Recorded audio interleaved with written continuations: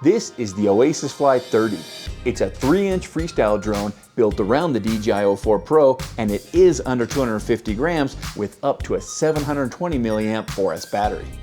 For me, the use case of this drone is that you can fly freestyle and get some cinematic FPV shots with that DJI O4 Pro in a form factor that's much smaller and lighter than a typical 5-inch drone. Maybe you need to be sub 250 grams in order to fly under the drone rules where you live. Maybe you just want to fly in smaller spaces like your local park. Or maybe you want a lighter and more portable setup to take with you on a trip. This drone is pretty quiet. Here's what it sounds like.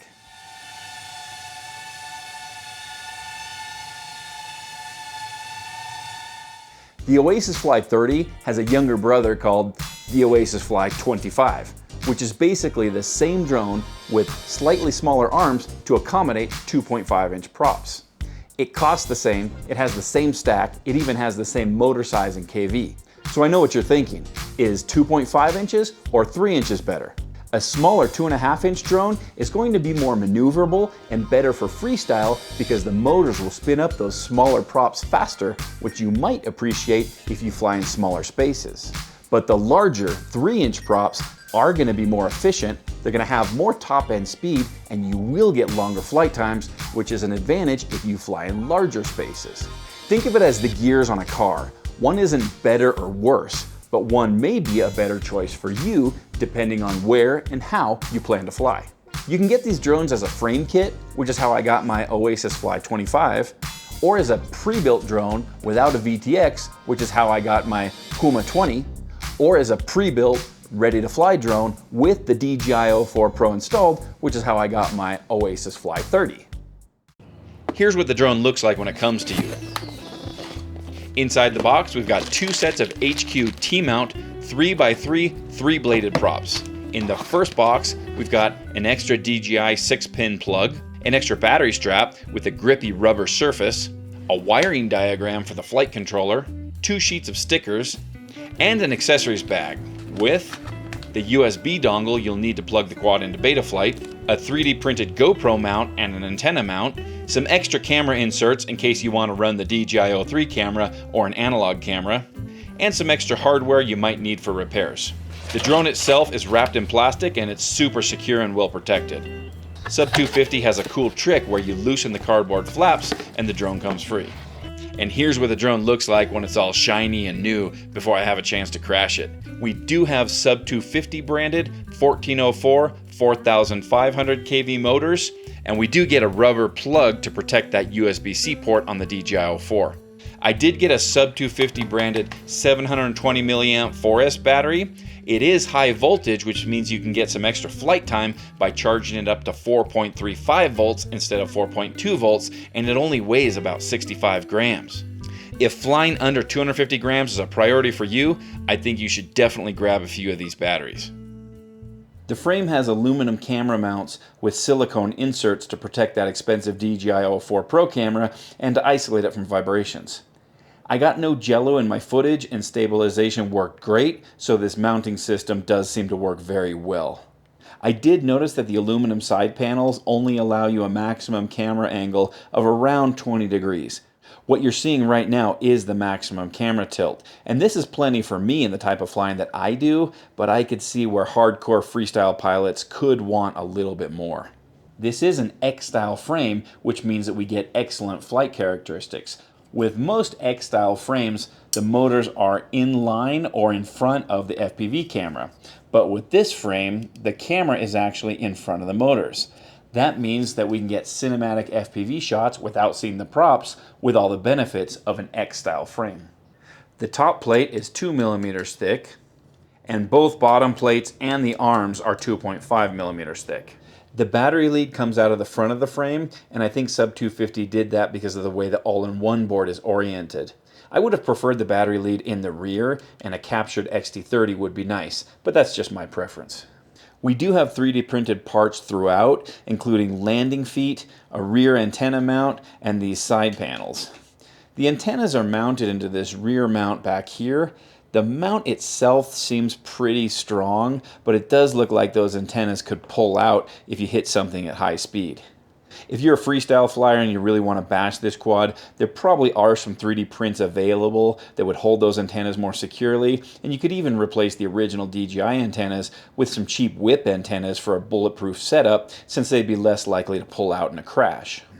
These side panels are a nice touch because they keep your electronics clean and protected, and they make the quad look much more finished. What I really like about these side panels is that when you grab the quad, you have something to hold on to without putting pressure on your electronics or solder joints. They do clip on and off without tools, so you have quick access to your electronics. If any of these parts do break, SUB250 posts the STL files on their website, which I really appreciate because it means that if you need to do some repairs on your drone, or if you just want to customize it with a fresh color scheme, you can print up your own parts or find someone with a 3D printer to print them for you. And I've got the panels off now so I can give you guys a look at what's inside. The all-in-one board is the Redfox A3, which has 45 amp ESCs. It does have an F722 processor, an ICM 42688P gyro, and it does have a 6-pin DJI plug. You do need to use the provided USB dongle in order to plug into Betaflight.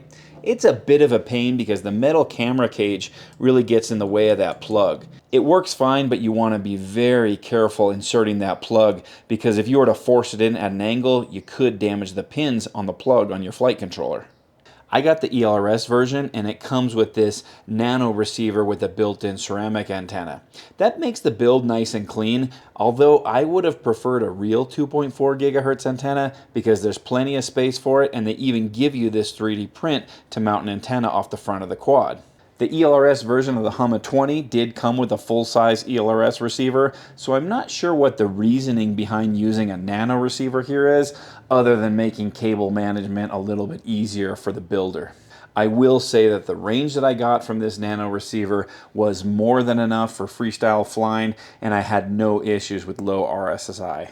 There is no external buzzer, and SUB250 doesn't give us the option to have GPS pre-installed on these Oasisfly drones. You could add those things yourself if you're comfortable working on micros, but space is pretty tight, especially if you have fat fingers like I do. My Oasisfly30 weighs in at 180 grams. That is with an ND filter because that's how I'm going to fly mine.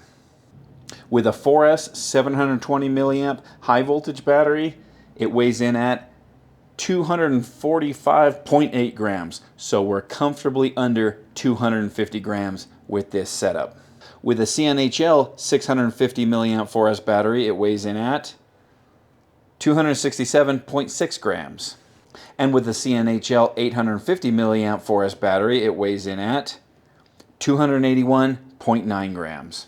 I highly recommend getting some of these SUB250 720s because they fit the drone perfectly and the weight versus power ratio is better than some other brands. As you might expect, the included battery strap fits the recommended battery perfectly, but if you plan to use other brands like these CNHL batteries, you will need a longer battery strap. Alright you guys, for my flight test, I took the Oasisfly30 out to a scenic spot in the mountains where I like to fly drones. I live in Ecuador and there's loads of great opportunities for cinematic FPV shots here. There are zip lines and electrical lines at this spot, so I'm flying pretty conservatively because even with the DJI O4 Pro, it's very easy to lose track of where those cables are, and I don't want to hit a cable and lose this drone in the jungle, especially without GPS. First of all, I love the way this drone flies. It has enough weight, power, and efficiency that I can do just about everything I would normally do with my 5-inch drones, but this smaller form factor is so much more manageable. It is sub 250 grams with those 720 milliamp 4S batteries, so I don't have to worry about registration. And since the batteries are so much smaller, my setup is pretty light, so this is a great drone for travel or for taking on a hike. Compared to a 5-inch drone, it makes much less noise and it is much less intimidating. I'm not going to tell you that this 3-inch can do everything a 5-inch can do, because it can't. Since it's so much lighter, it doesn't have as much inertia, and this lightweight design on 3-inch props can feel a little bit floaty, and it does get pushed around in the wind a little bit. Also, I don't have the option of carrying a full-size action camera like I do with the 5-inch, but with the DJI O4 Pro, you really don't need to anyway. The drone does come with a naked GoPro mount, and you could mount a lightweight action camera if you wanted to, but that's not really the use case. At this spot where I was flying, I was missing GPS and a full-size ELRS receiver, but for the type of freestyle flying that this drone is really designed for, the range is more than enough. I am using freewheel ND filters in these shots. I highly recommend them because they fit the DJI O4 camera perfectly, and most importantly, you can take them on and off easily without putting too much strain on your DJI O4 Pro camera. They're made of plastic and have the clips on just the top of the filter, and other brands that I've tried are made of aluminum and they have the clips on both the top and bottom of the filter, and they can be very hard to remove without damaging your camera. The drone comes with Betaflight 4.4.3, and in case you're building your own or if you accidentally wipe your configuration, here's what the ports tab looks like. And here's what the stock PID tune looks like. The configuration tab is set up as you would expect, no big surprises here. The PID loop frequency is set to 8 kilohertz, minimum arm angle is set to 180 degrees, and air mode is enabled. I just had to update my ELRS receiver with my binding phrase. It bound right up, and as you can see, I've got bars and movement here.